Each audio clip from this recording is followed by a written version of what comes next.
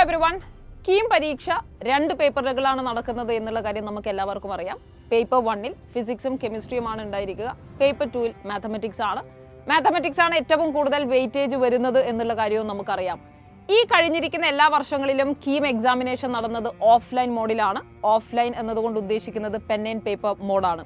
ഒരു ദിവസം രാവിലെ പേപ്പർ 1-ഉം ഉച്ചയ്ക്ക് പേപ്പർ 2-ഉമായിട്ട് സിംഗിൾ ഡേയിൽ കവർ ചെയ്യുന്ന എക്സാമിനേഷനാണ് കീം.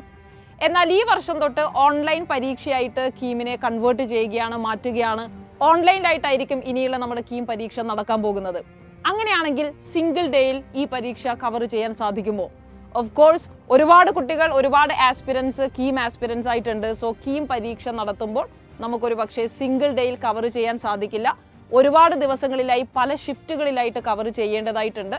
എങ്ങനെയായിരിക്കും ഈ വർഷത്തെ കീം പരീക്ഷ എന്നുള്ളതിന് നമ്മളും ഒഫീഷ്യൽ അനൗൺസ്മെന്റിന് വേണ്ടി കാത്തിരിക്കുകയാണ്.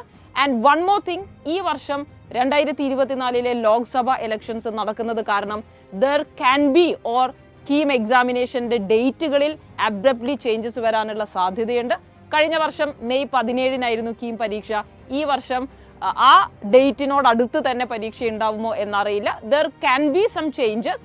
സോ എങ്ങനെയായാലും നമ്മൾ ഈ പറയുന്ന അല്ലെങ്കിൽ ഇപ്പോൾ പഠിച്ചുകൊണ്ടിരിക്കുന്ന അതേ പേസിൽ നിങ്ങൾ പഠിക്കുക. കീം എക്സാമിനേഷൻ റെഗുലറായി നടക്കുന്ന അതേ ടൈം ടേബിളിൽ വരുമെന്ന് പ്രതീക്ഷിച്ചുകൊണ്ട് തന്നെ നിങ്ങൾ ഏവരും മുന്നേറുക. All the best. Thank U.